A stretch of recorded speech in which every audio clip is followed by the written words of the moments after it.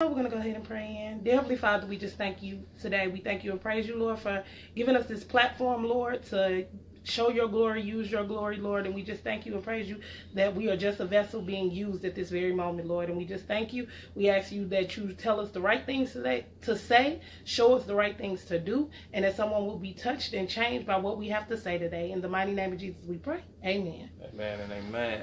Okay, so today's topic is it time? Today we're going to be discussing why people why men take so long to propose or take that big step, take that jump, give up the bling, whatever you want to call it. Next week we're actually going to do the ladies' perspective on it. Why women settle, why they wait, and we got it was a bunch of different. It was a big dialogue that went out to all this week. It was kind of interesting, some of the stuff people said. Now, you want to get started? Go ahead. Well, like my queen just said, this week we're going to basically talk about the male's perspective. And I'm going to share some opinions and some of the comments that was said. So again, the subject is it time? And when we say is it time, we are actually speaking on, fellas, what are some of the reasons why you could be in a long-term relationship and still decide not to propose to your queen if she means the world to you? So, do you have any questions you wanna? And I think one of the biggest things we're gonna talk about the number one reason why men take so long to propose. But one of the main things is I think a lot of people don't do it when they should is because of where they are as an individual. Mm-hmm. I know just with us, this is like our transparency moment. We've been together since we were 17. We didn't get married till we were what? 25. 25. Were we 25?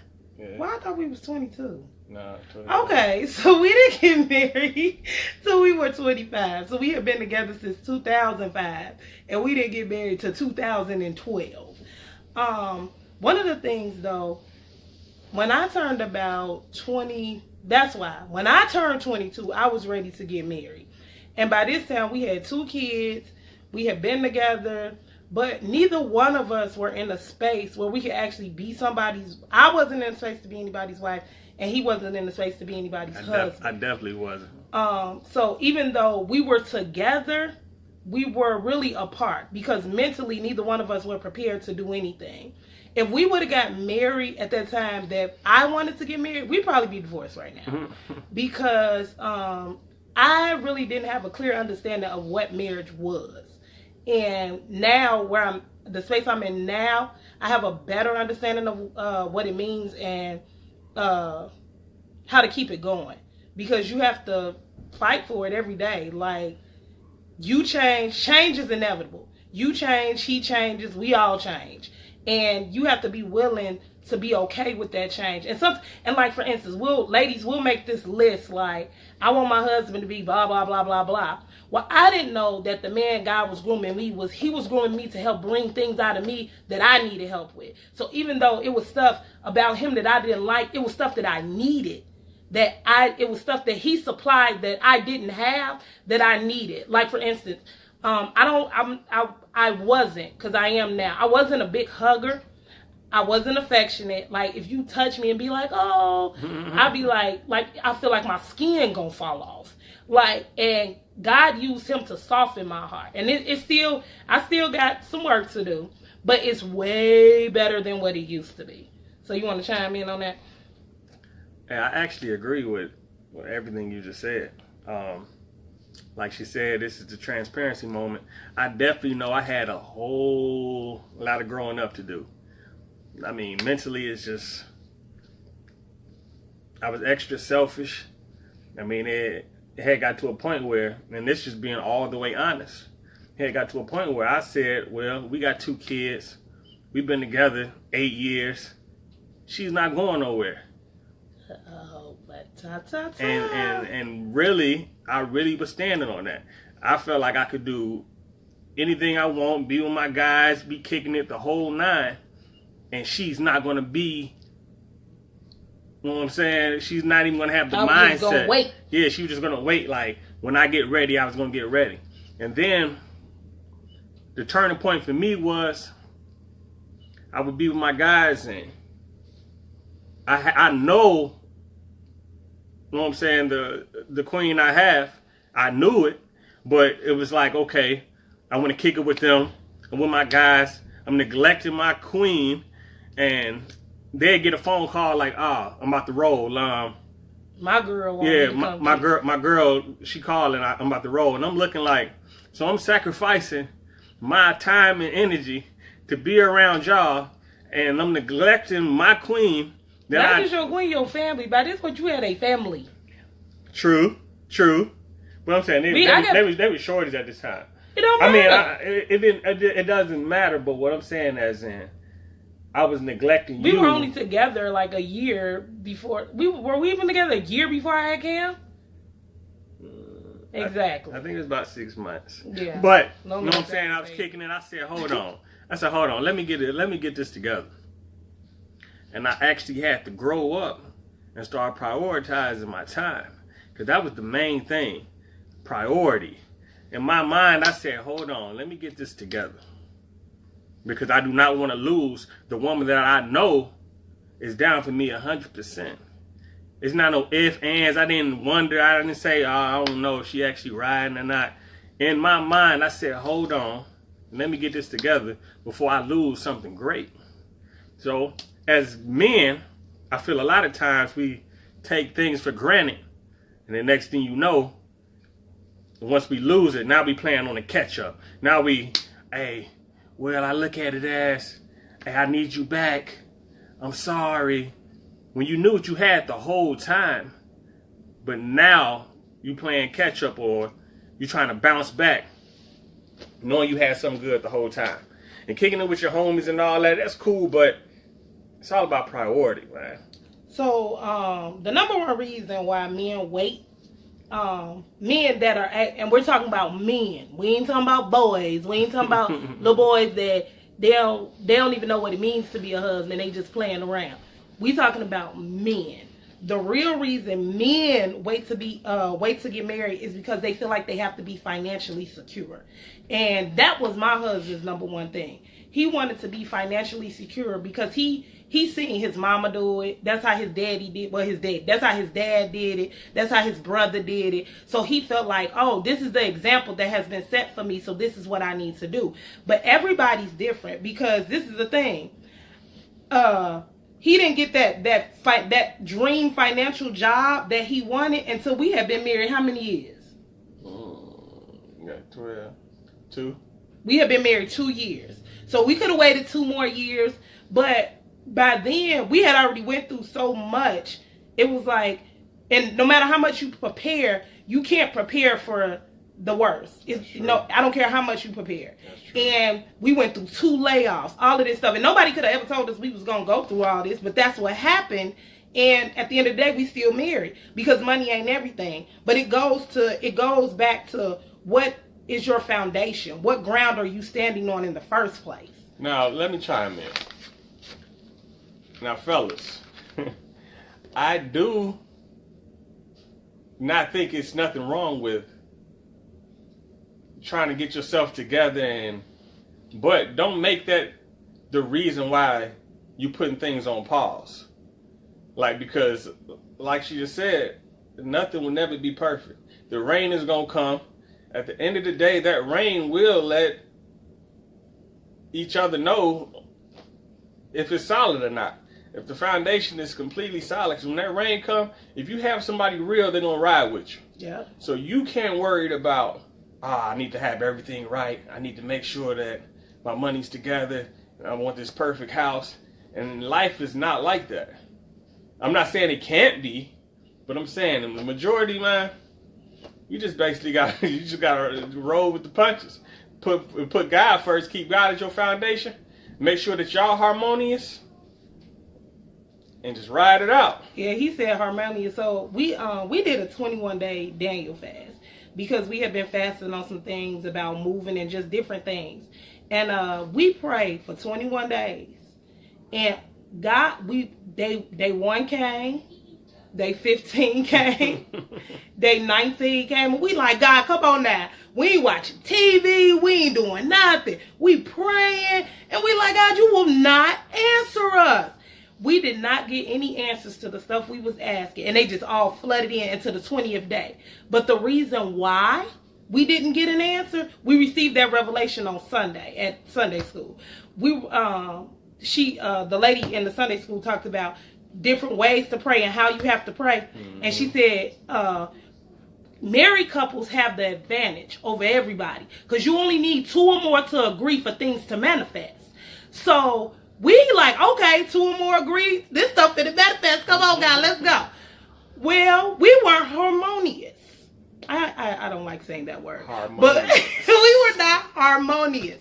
So we were praying, but at the same time, I'm thinking in the back of my head, ooh, this man get on my nerves. And there was some days we would get in the circle and get ready to pray because we make our kids, well, we don't make them, but they come in the circle and we all pray together as a family outside of us praying alone at our own time. So we be in a circle some days. I'll be like, oh, I don't want to hold his hand. Oh, like, and I'll make one of the kids get in between us. And I didn't realize that at that point, God was like, ain't nobody listening to you, girl. You can't even show your husband love, and you want me to listen to you and answer something that you want.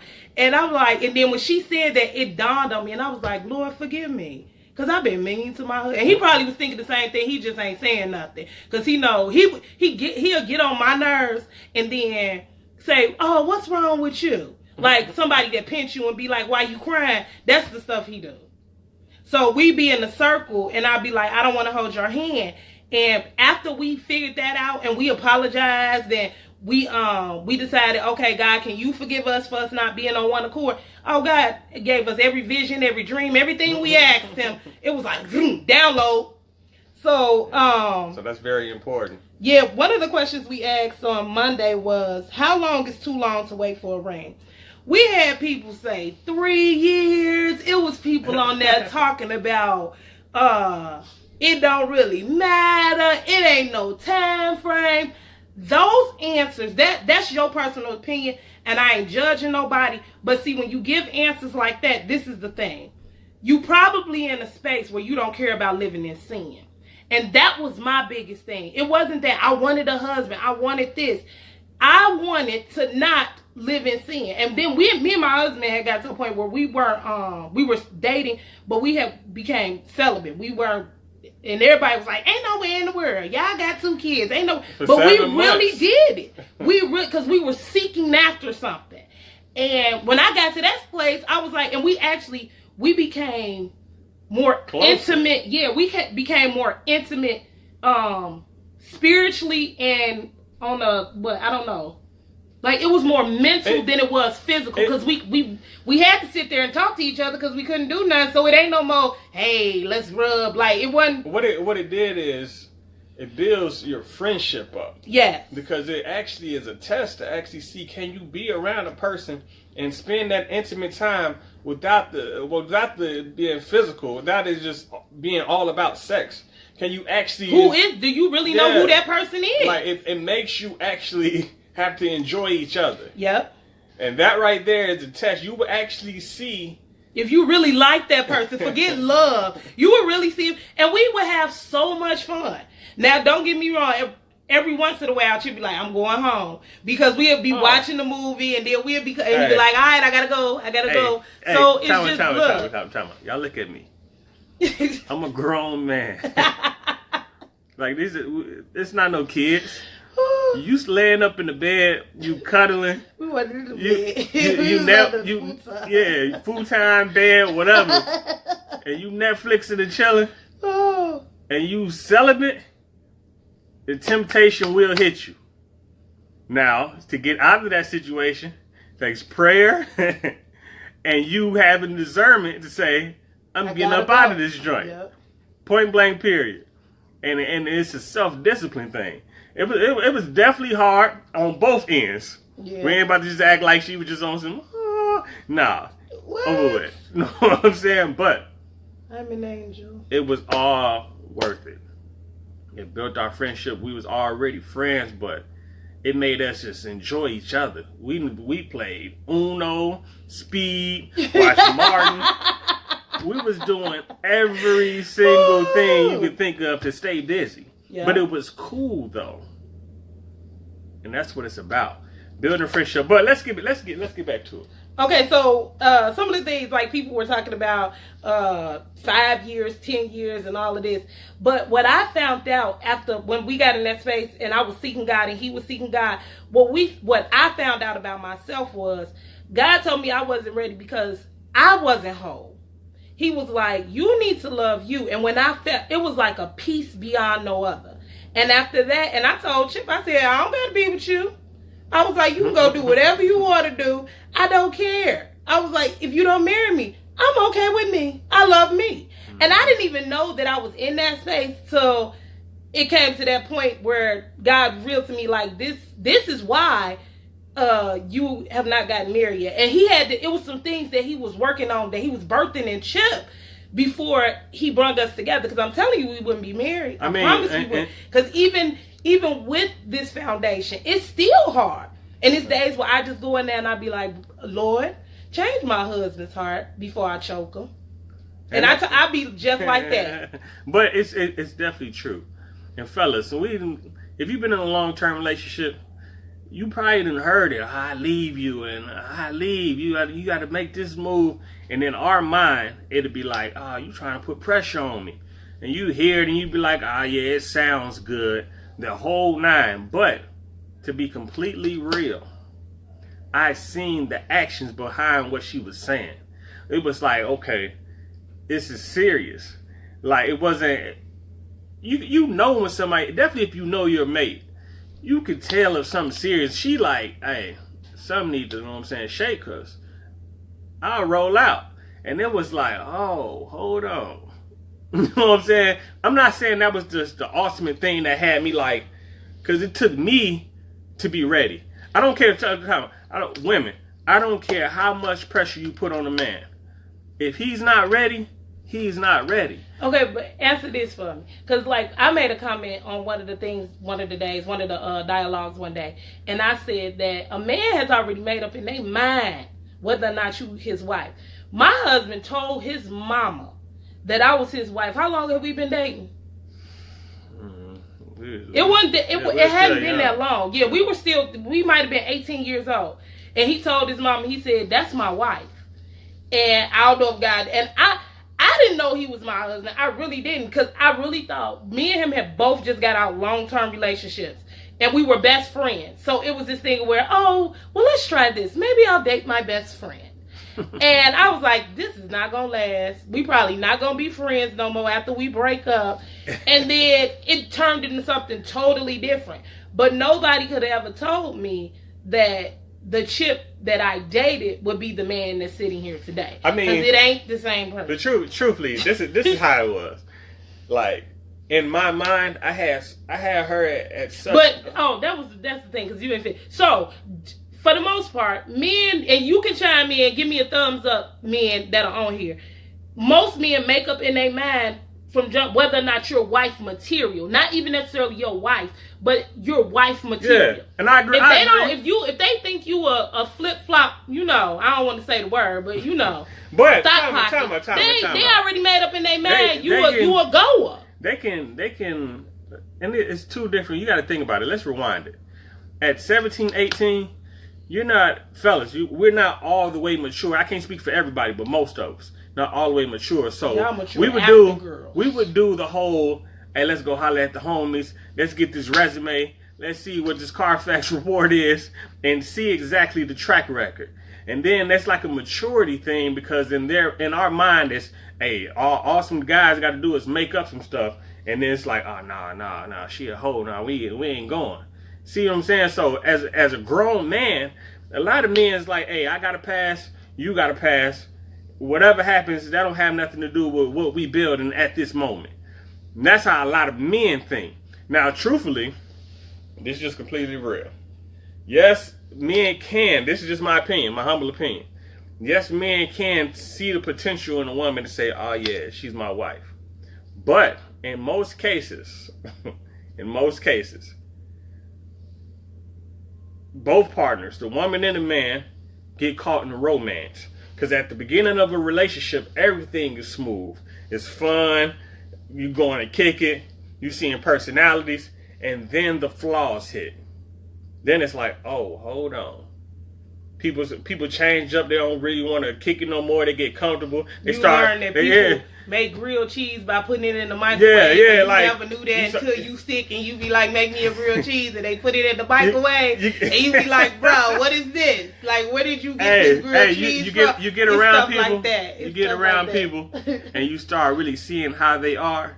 And that romance slowly leaves. And then you like, hold on. Can I actually stand this person? You know what I'm saying? You kick it. First couple times you spend the night, it's like, oh, she got the bonnet on, raggedy. She's still trying to. By the time y'all, whatever you want to call it. By the time you get comfortable, now the person fighting around you.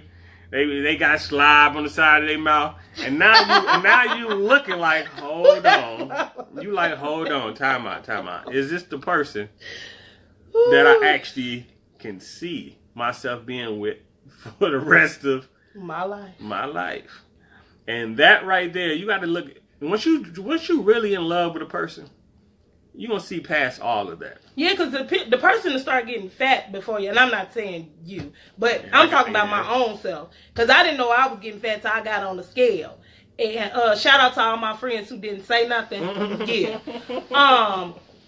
You will start getting fat before their eyes, and they won't say nothing because it ain't even a physical attraction anymore. Don't get me wrong, though. I ain't saying just let yourself go, because it will. Somebody will tell you about yourself.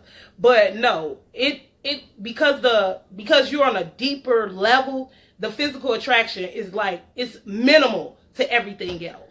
But this is my thing, and it's cool. I hear the phrase and it's cliche the whole nine, but people be like, this is happy weight.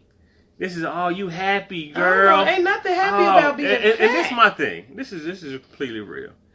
Happy weight is basically, you know what I'm saying, y'all going kicking out. You're fat. You fat, yeah, but you going out kicking and eating the whole nine, and y'all both go to sleep after if y'all do some activities and y'all go to sleep, wake up, do it all over again. Now, and it's not. But the thing about it is, we say them little phrases to make ourselves comfortable.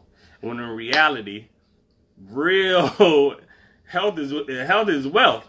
You know what I'm saying? Long life. So you wake your significant other up like, hey, let's go work out the whole nine. That's bonding. That's actually happy. All right, you getting off the subject. You know what I'm saying? I had to build real smooth. Okay. What's the next question? The other question was, does peer pressure steer you away from proposal?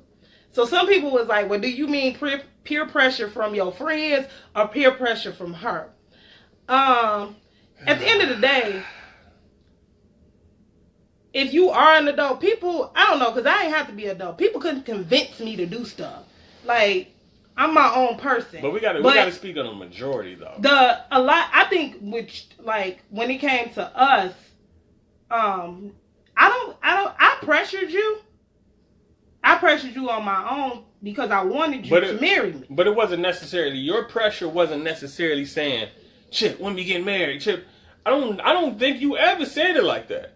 Now, your thing was more like, all right, we've been together for 7 years. Yeah.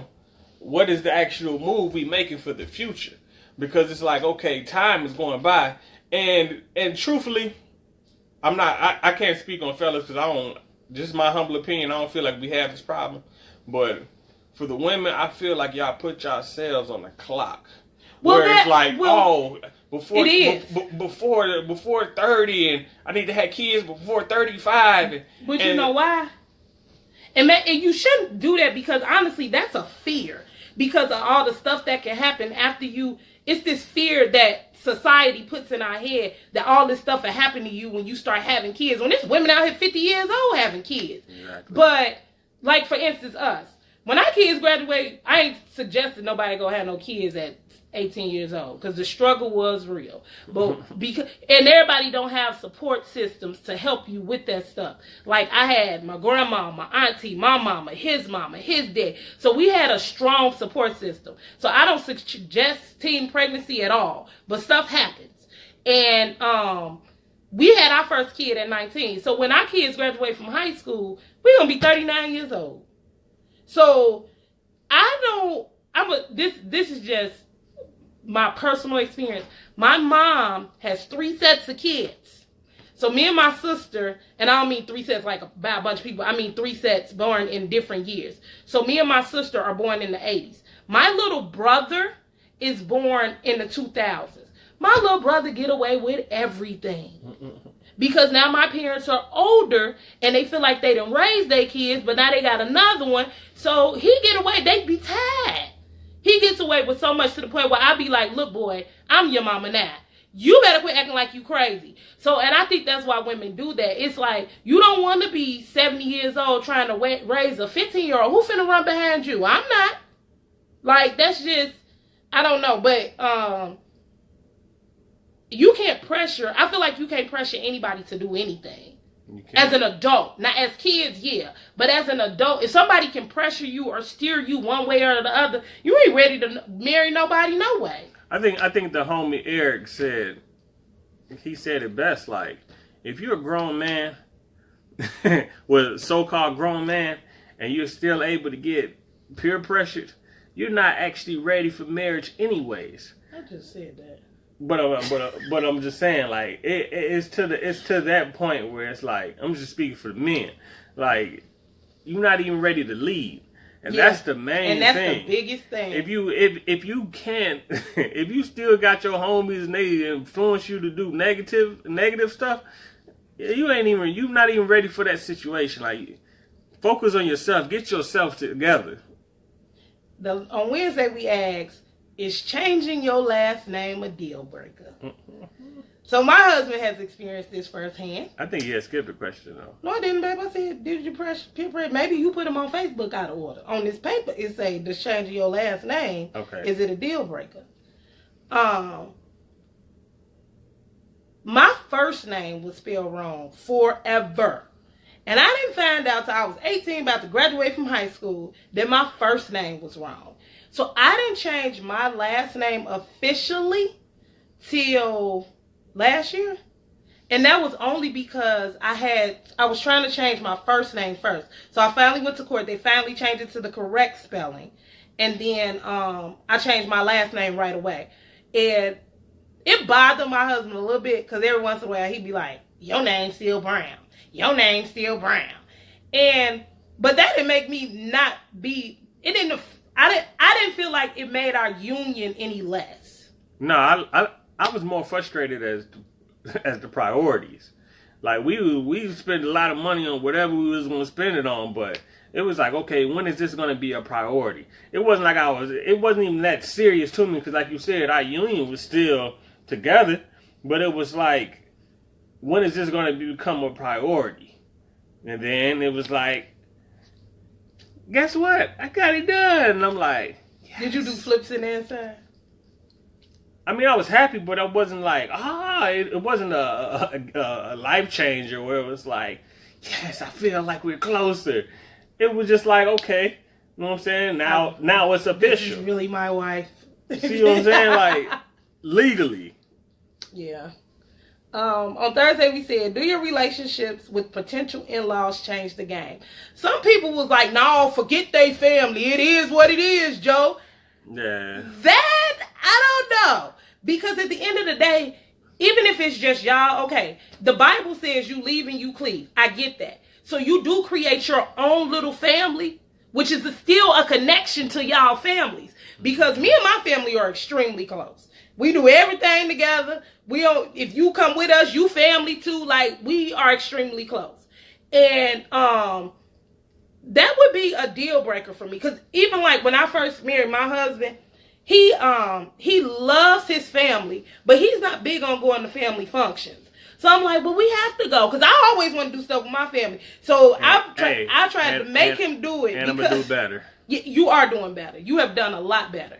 And because I like to do stuff with my family, he ain't finna tell me, no, you can't do it, because he don't necessarily always want to go do stuff with, because I'm going, whether you come or not.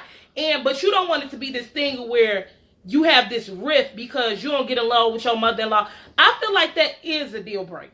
If you can't get along with your in-laws and you can't get along with your family, because for one, you have to realize, especially if they grew up with their parents, some of them traits that their parents have are in them. Definitely. So it's going to come out. So you need to look at what the future looks like, because these bloodline curses, these generational curses, unless you break them, and then some stuff ain't even curses. Some stuff is just you're a reflection of them, and you do stuff that you seen, because as a kid, you're more likely to do what you seen than what you hear. So that would be a deal breaker for me. If me and your mama or me and your daddy didn't get along, we could have got married. That's not gonna work for me. That's like close. And if you got kids, that's horrible. I'm saying as in like family. It could be cousins, whatever. Well, cousins don't really count, because you ain't got to see them all the time. But this is my thing though.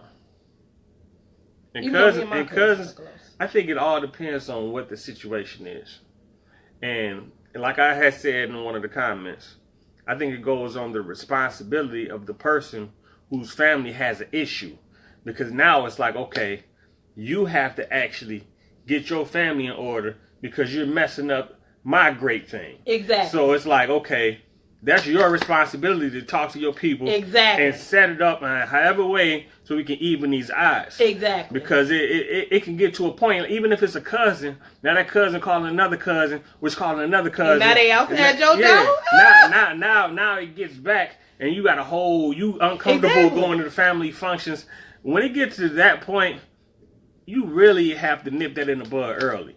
And then, like I said, it goes back to how serious the situation is, because you don't know, like, if it's real serious to the point where you can't actually settle it, then marriage might not be it, because it's going to be an ongoing thing. And now it comes into your household. And if y'all not strong enough, y'all foundation not solid, hey, you're going to be out of there. Somebody leaving. That's definitely true. So basically, our takeaways from this, number one, there is no perfect timing. There's no perfect timing, and you have to be conscious, or you have to date with a purpose. So don't go into something not knowing what you're going into it for. Don't just be sitting up here dating random folks and then be talking about my biological clock is ticking. If you met this man and he was walking down the street, and you know you don't want somebody that don't got a car or a job, don't go on no date with him, because you know that ain't going nowhere, because you already know that is not an expectation that you're willing to compromise with. So date with a purpose. Make sure that whatever you looking for, and don't waver. Don't feel like you need somebody to be with you. Because that was my thing. I was like, well, I need him. This is my baby daddy, and I need him. But I didn't need him for that. I needed him to help me with the parts of my life that I didn't know I needed help with. And what I mean by that, when he came in, he helped me soften my heart. It's a coupling. That's why it's called a couple. Mm-hmm. We are pouring into the same cup. Not two separate cups. We pouring into the same cup until we overflow. So, number two, in a godly marriage, a husband must dwell with his wife. A lot of the time, when we get into this thing, and a lot of the time, marriages fail, because I heard people say marriage failed because they got into it too soon. They marriage failed because they just wanted to get married. All of that is because you got into something not really knowing what you were getting into. It didn't have nothing really to do with time, because I knew my husband for years. The only thing that changed was he's my husband. I mean, but I let me chime in. Go ahead. I really feel like that has a lot to do with being upfront in the communication from the beginning. Exactly. And a lot of people is gonna, because some people don't want to be married. But that goes back to what I said earlier about that romance. We get stuck into the ride and in the enjoyment of that romance period instead of actually just being honest up front. Where it's like, okay, hold on, let's have this conversation. what is your purpose? This is the plans I have for the future, and y'all build on that. But a lot of people don't want to be that bold and honest up front. Yeah. So now they wasting each other time when they enjoying that moment with that romance. So it's like, oh yeah, we enjoy each other and it's all cool and all that until them flaws hit. Now it's like, oh, this dude, he don't got no type of ambition. Like he don't got no plans, no purpose. And it could go on both ends. All women, some women don't have no type of drive. So it's like, okay, you don't want to get to the point where you wasting that much time. When in the communication, that could have been said from the beginning.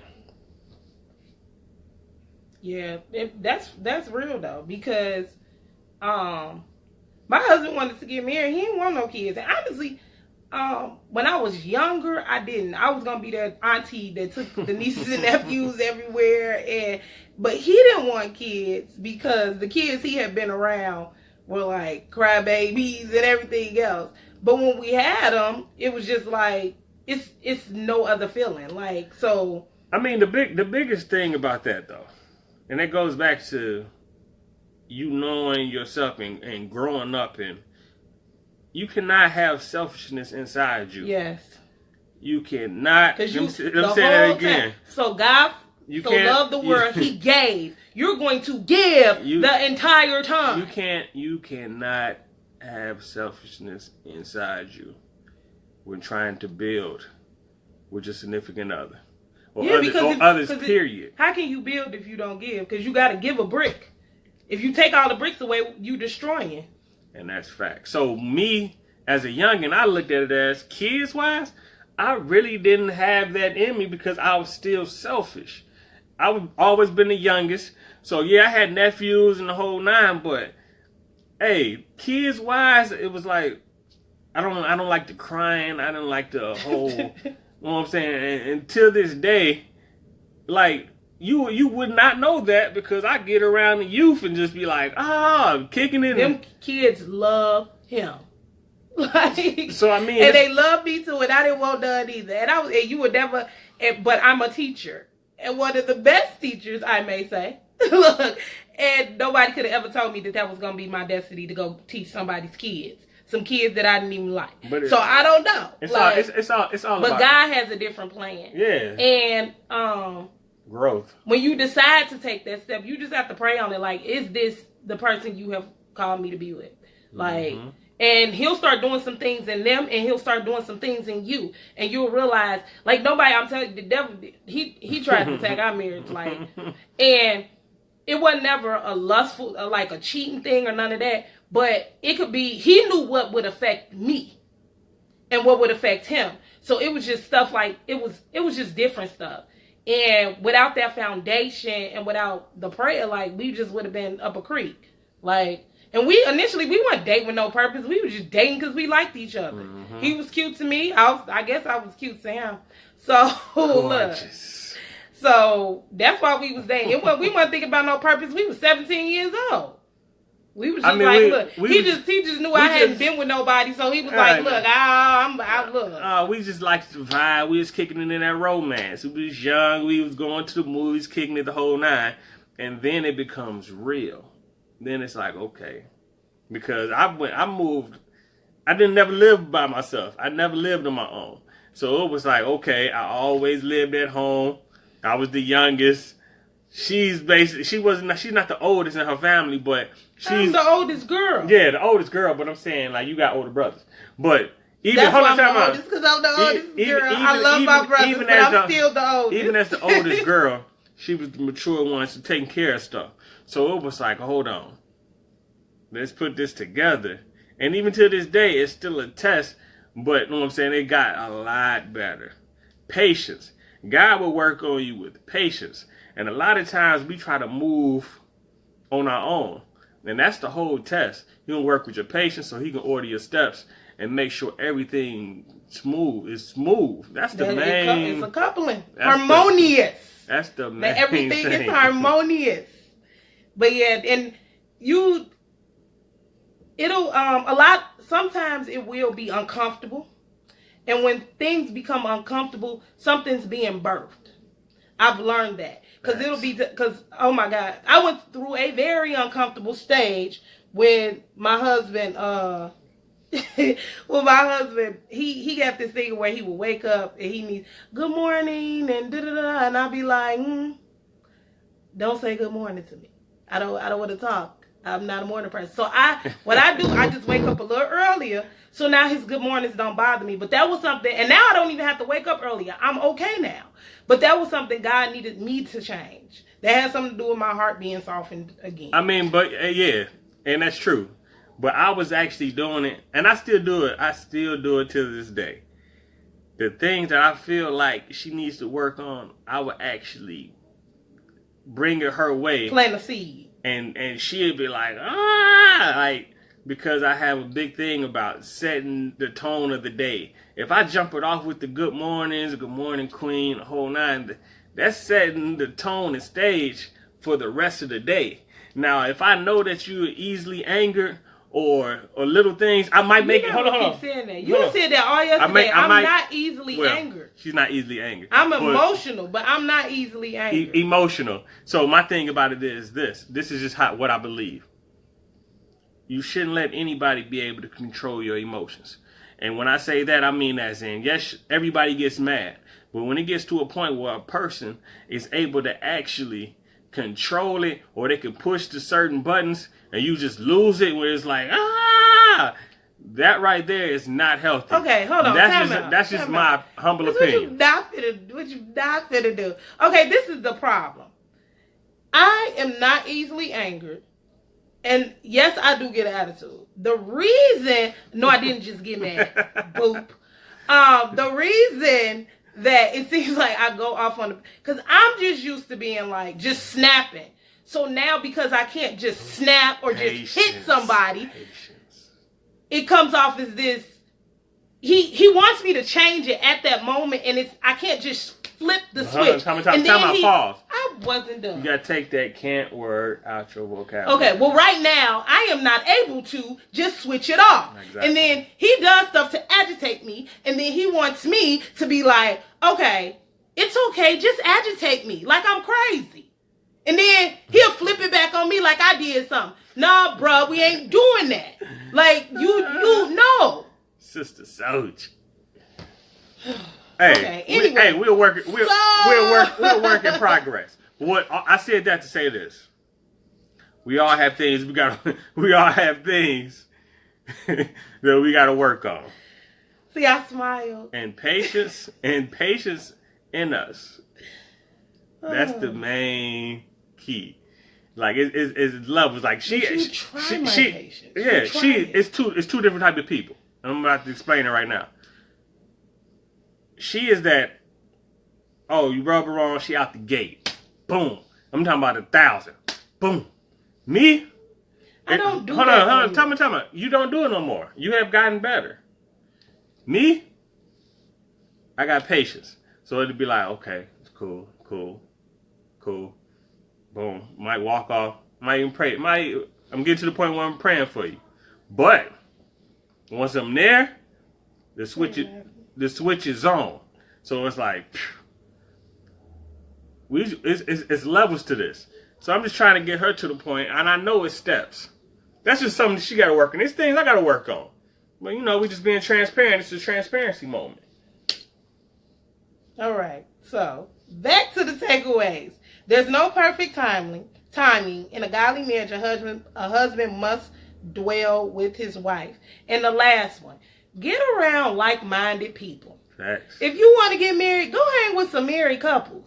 Stop hanging with Lucy and JoJo and them, and they ain't trying to get married. They 12 kids down the line. They sitting up here playing around. Get around like-minded people. Yeah. Like, for instance, we have been talking about, me and my husband were just in the car the other day, and we were talking about our goals are way different than everybody else's. If your dream ain't, what they say, your dream ain't big enough if they ain't laughing at you. And that's where we at. So, we were talking about just stepping through and doing things on purpose, for a purpose, with a purpose. And it kind of turned into an argument because my husband's like, well, we got to prepare, we got to perfect it, we got to do this. I'm like, bro, we got to jump out. Let's go. We just got to jump. And now we I'm in the place, well, we are in the place where we trying to get around people they got the same goals and ambitions as us. And we trying to glean and learn from somebody else. You only gonna pick up habits. You will pick up habits of those that you are around. And like when I was little, my dad always said, "Birds of a feather flock together." And I was like, all my friends got high, all my friends got drunk, and I was like, but I don't do that. I don't get high and get drunk. But then I realized what he said. By the time I got out of high school, I didn't have none of them friends no more, because birds of a feather flock together. And at some point, y'all gonna separate. Either you gonna come down to where they at, or you gonna elevate and they gonna come up to where you are, or y'all gonna split. It's one or the other. And so you got to get around like-minded people. Wherever you see yourself going, that's who you need to get around. And I guess one of the biggest things is we got to get these blindfolds of jealousy. But I think an important thing about all that is my brother. You have to be humble. Yeah. Like, you can't have pride and ego inside you, because you have to see the greatness in other people. Yes. Like, that's the main thing. Like, I reached out. But it starts at home. It starts at home. But I reached out to my brother, my BBB brother, and just let him know, like, man, I appreciate your leadership. I'm glad to be under you. You know what I'm saying? Because I'm learning. You pushing me to be great. To be great. Like, that right there, you can't have the ego and pride and do that type of stuff or recognize it. Because it's like, okay, a lot of people got so much pride, they'd rather stay in a box. And it's like, oh, I'm cool. At least it's my box. I'm cool. I'm cool with doing this. I can do everything to this box. But if you step outside of it, you can see what everything else. You might find some stuff that you can bring back to the box and beautify the box. But if you don't get around like-minded people and people that are one step above you, even 10 steps above you, you got to be around people that's doing the things where you aspire to be. Yeah, that's the don't main get complacent, thing. and that's even in relationships and you trying to be married or be somebody's wife. What are you doing to prepare yourself?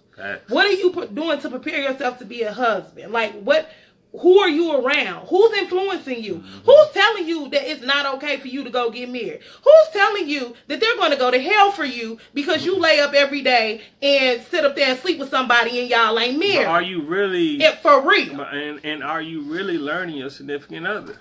Or are you just around them? You could be around a person and really don't know them. You could be strangers living in the house together. Like, you have to really take the time and evaluate the people that you are around. Yeah. That's as real as it get. I say it all the time. Body language and learning people and being around them, telling you actions is more important than words. Because a person that can tell you a thing and not actually living it, if they're not practicing what they preach, they're people you need to be afraid of. You're a hypocrite. Like, you literally, I have to see your walk. I have to see the light that you're in and be like, oh, okay. I'm saying, you could talk good all day long, but I have to see the greatness. And once I see it, show me the way.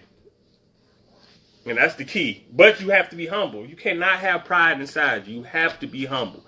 That selfish attitude where you have that, I got to be the person that's doing it. I got to be the one. I'm going to be the first. That's dead. Like, you cannot have that mindset. And that's real. And all that goes back to, what are you doing to prepare yourself? Is it time? Mm-hmm. Is it time? Is it time for you to lead somebody? Is it time for you to follow somebody? Is it time? So we're going to open the floor for questions. We only got a few more minutes and then we're going to get off here. So we're going to open the floor for any questions you guys might have for us. Anything, any comments. Question, comments, flood them in, comment. You know what I'm saying? Any issues? Some of y'all like us to discuss on the next topic, whatever that might be. I just want to encourage everybody to do something on purpose for a purpose, and don't be afraid. That's why I'm in this space right now where I thought that God was taking me to this place of isolation, and it really wasn't that. It was me being fearful of what people might say, what people might do. And anybody that know me know I could care less. But it was this trickery going on in my mind where I was just like, okay, well, maybe not. Maybe I shouldn't do this. And I just want to encourage everybody, be bold. Just be bold. Yeah. And be what you are called to be. Be bold, because you don't know who you're going to affect by it. Like, you don't know who you're going to pull out of it. Be bold. Develop a prayer life. Man, that's really to get, man. Yes, Dre, we going tomorrow, 8 o'clock. Develop a prayer time. That's so important right there. Like, the relationship. Get around people that's really building on a serious tip. Yeah. And that's the key. Like, prayer, you know what I'm saying? How did y'all know y'all were made for each other, Tasia? How did y'all, what made y'all know? Me and Chip didn't know we was married. But Chip knew I was his wife, but God hadn't told me that yet. Because I'm just being 100%. I did not think that we were going to be together more than 3 months. I just thought, oh, well, he's hurting, I'm hurting. We call each other and talk every day, so we should just be together. And I really did not think that we were going to be together. Like, I don't know. She didn't think I could change my ways. That's exactly what it was, because I wasn't going. My husband thought he used to just talk to everybody. But this before me. Like, before Christ, before Alicia. Good. But God is good. You said it just felt right. I mean, yeah. But time out. Them feelings can get you on the trick bag. Like, you can't be feeling a certain thing. Like I said, that romance. It feels good. It's new. It's refreshing. And you like, yeah. And then it's like, hold on now. What my mama say? Call it like it is. God's way is not staying together before marriage. He wants us to keep ourselves spiritually and sexually until we are married. And that's something else we gonna touch on. That's fact. Because we were actually talking about this last night. A lot of those transfer spirits and all that stuff, most of that stuff comes through sex. It's called a soul tie. Fact. And you look up and you don't understand why now all of a sudden you got depression. And why all of a sudden all these things keep happening. Baggage that you didn't have before then came out of nowhere and you trying to figure out where it came from. Hunty. It happened through a soul tie. That's a fact. Soul ties is real. Brittany said, what is the best way to move on from people that aren't contributing positivity to your life? Hey, this is Brittany. This is sexy. Hold on. This is real though. This is real. Let me answer that. My phone's slow on this end. I didn't see it, huh? Truthfully, this is just my humble opinion. Truthfully, once you get yourself together and you actually become Christ-like and you walking in that light, they're gonna disappear and they're gonna disappear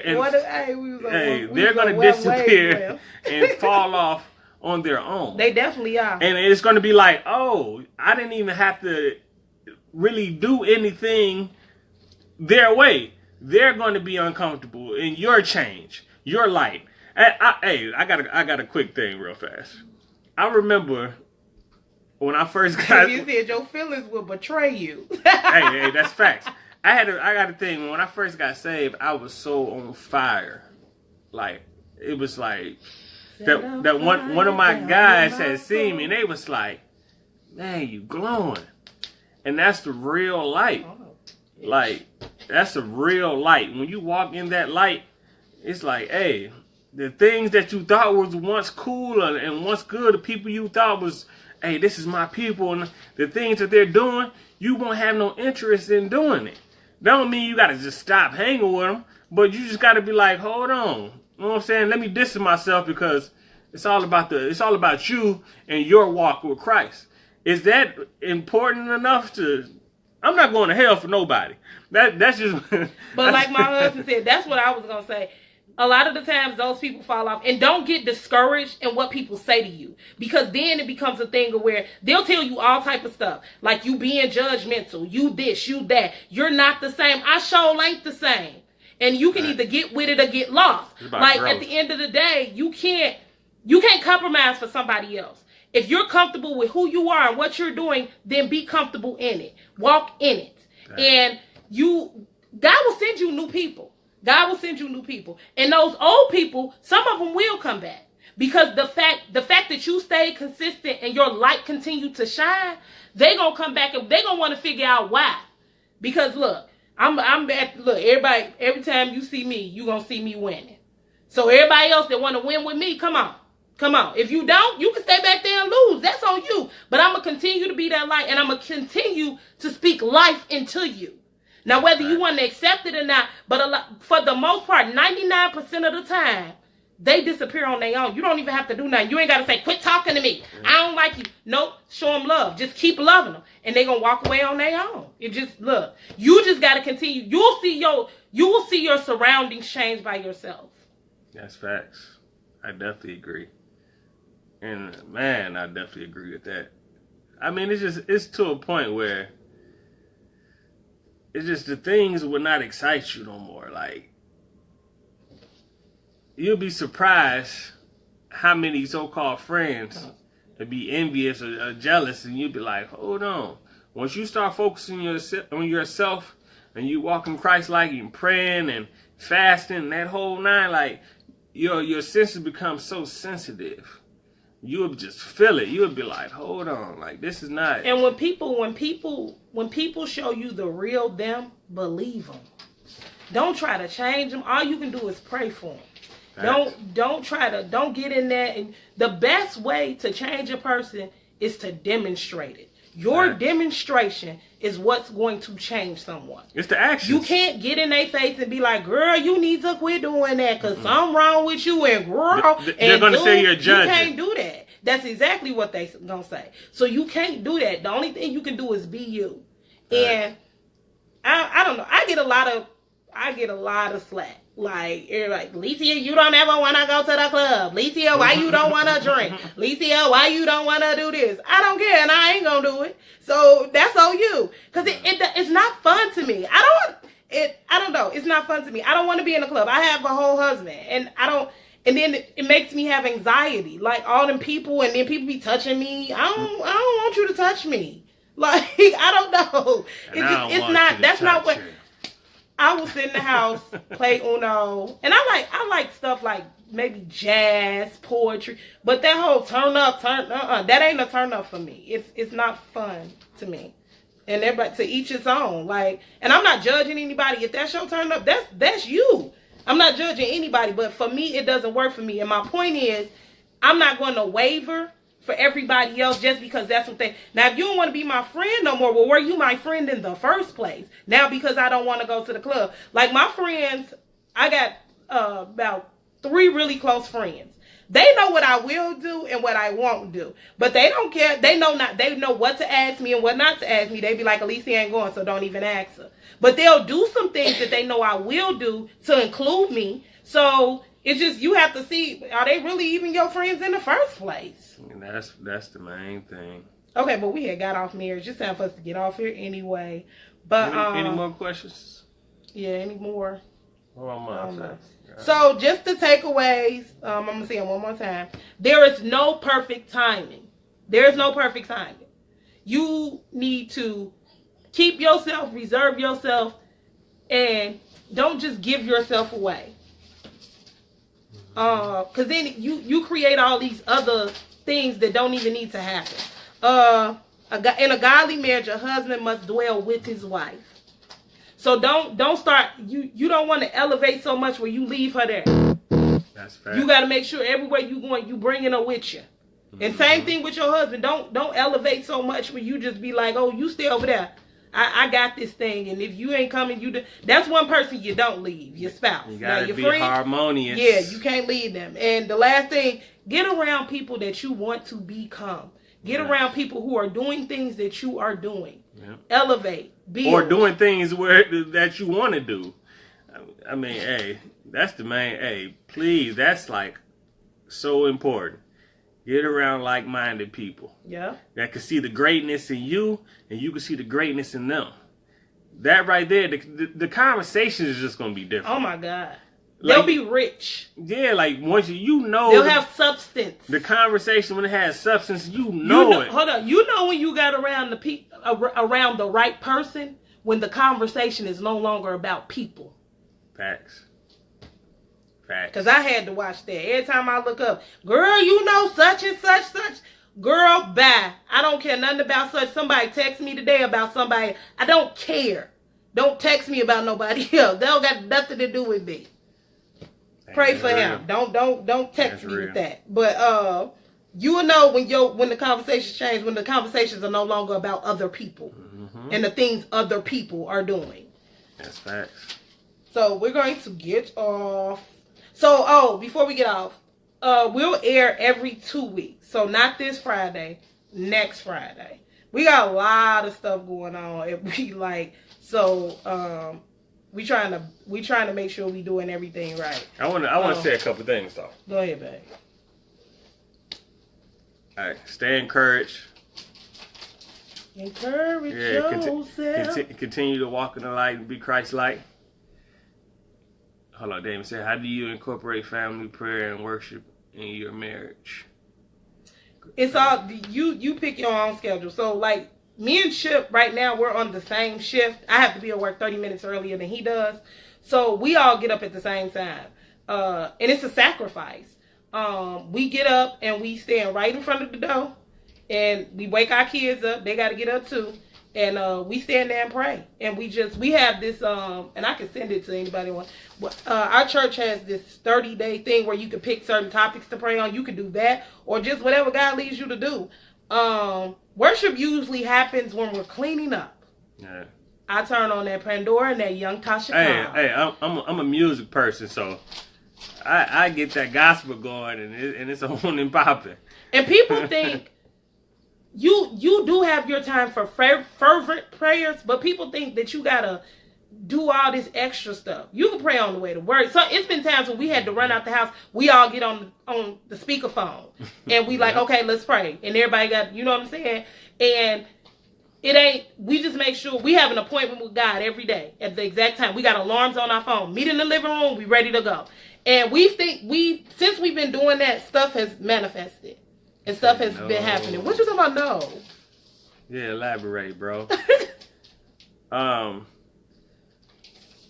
Like I was saying, continue to walk in your light, though, man. And I appreciate that too, Brittany. Continue to walk in your light, though, man. We gotta have the Trices on. Y'all too, Brittany. Oh yeah, I do want to say one thing though. We have a lot of events coming up at Faith Temple of Christ. We have the marriage ministry. When is the next event? Well, this one, Team Combat. We're going to Team Combat. We're going to Team Combat, married couples. Inbox me or inbox Alicia, get the information. And just to chime in and piggyback off what he said, the stuff we do is not this, it's not a religion thing. It's a relationship. Right. So we're building relationships with each other, and everybody in our core group we're transparent about everything because the main goal is to build families, to keep marriages together, to keep families strong. So, I just wanted to throw that out there so people don't think, oh, y'all finna come sit and listen to a sermon and it's very open, real and it's transparent and comfortable. Yep. And we part of the Kingdom couple. Shout out to Terry Sabbath. What do you mean I don't know? I know who created these shirts. And every 2 weeks. Every 2 weeks, man. We gotta we in the process of getting some better equipment to hold now. We want to make sure that we to the next level. We got a lot of stuff going on. Like we're working on the clothing line. We on like 5 different ministries. So we just we don't want to give half. We want to give 100% to everything we do. You got to be all in. So, yeah. So we just trying to prepare. And like I'm saying, come to the marriage ministries. We got the events. I keep you updated. The shirts, Kingdom Couples. We wanted the Kingdom Couples. I mean, hey, it's amazing. I can't even make it up. When you make the decision, actually make the decision, not be in and out, to actually ride and be Christ-like and want to walk in that light and for real, not just talk about it and I want to do this. When you actually become committed, you all the way in, and that's as real as it get. Like the feeling alone is amazing. It's one of the best marriage ministries. Exactly. Hey, like my mama said, it's one of the best marriage ministries that she's been to. It's so transparent and real. Like you want to become, you want to be around real people, because we all go through things in marriages. No marriage is perfect. Once you be transparent and you develop that relationship with brothers and sisters, and you can talk to them about certain things or issues that you going through, and you might find out that they went through it already. They got some advice for you, or might just pray for you. A lot of times people be like, I pray for you, instead of just praying with you at that moment. See what I'm saying? And that right there is when you need it. It's key. You be like, hold on. You be like, I pray for you. No. Pray with me right now. See what I'm saying? And that right there is key. What was I gonna say? I was gonna say something. You can keep talking because I forgot. That's the marriage ministry. Like I said, we got the Team Combat off of US 30. I don't know what day that is. Maisha, what day is Team Combat? I think it's next weekend, ain't it? Oh, it's in May. Hey, we gonna hit y'all with the updated info. I know, right? We gotta write all that Team down. Combat is gonna be off the chain. Couples, y'all need to come out. If it be the male versus female thing, males we holding it down. You know how it goes. I think it's couples versus couples. I mean, however it go, whoever on my team is winning. So Whatever. I mean, let's get it. We're also one of the things we got in the works. We're going to be renting out You Cook and married couples, single couples. We're going to be shooting. It's April 22nd for Team Combat. $30 per person. Come on now, refreshments, games, the whole nine. We're going to be renting out You Cook, and we're going to do an episode there. So any couples that would like to join us, please reach out either on the It Takes 3 page or Chips page, either one. It's going to be something dynamic and phenomenal. And I can't think of the last thing I wanted to say. I got one more thing to say, though. Okay, Chip. I got one more thing to say. You don't got one more thing to say. April 21st, 1 p.m. Oh, April 21st, 1 p.m. Team Combat. Another thing to say, I want to salute my brothers at Nema Connect. Go reach out to them on Broadway. Check them out. Is you doing a commercial? Hey, I got to get this information out. Check them out. They got all your healthy needs. From the soaps to the oils to the black seed oil. Hey, alkaline waters by the gallon. Hey, Nema Connect. Support all these small black-owned businesses, please. Support, because all of us got to start somewhere. Because like me and Chip are starting somewhere. Support all these black-owned businesses, especially those that are doing positive things in the community. Like, please. Hey, bro, you definitely late, but you're going to have to catch that. Okay, we finna get off. You're going to rewind. Rewind that thing. We finna get off because I definitely $30 per person. April 21st, Team Combat. Stop US 30. Inbox one of us, and we'll get you in tune. Yeah, we definitely been on here over the time, and I can't remember what I was going to say. So, oh well. But our next episode will be on the women's perspective on why they're waiting and settling. And that will be our next episode for the month of March. So the month of March is all about marriage. Next month, we're probably going to touch on the singles and just relationships. What books? Talk about your classroom books. Oh, okay. So yeah, I think we're going to get off. I keep saying that because I'm trying to remember. I mean... Okay, stop talking. No, we're done. We're done. No, we done. But I want to say, we appreciate everybody that tune in every other week, every week, whenever we go live. We appreciate that. We want to give all the praise to God. You know what I'm saying? It wouldn't be possible without him. And tune in to next time. It takes 3.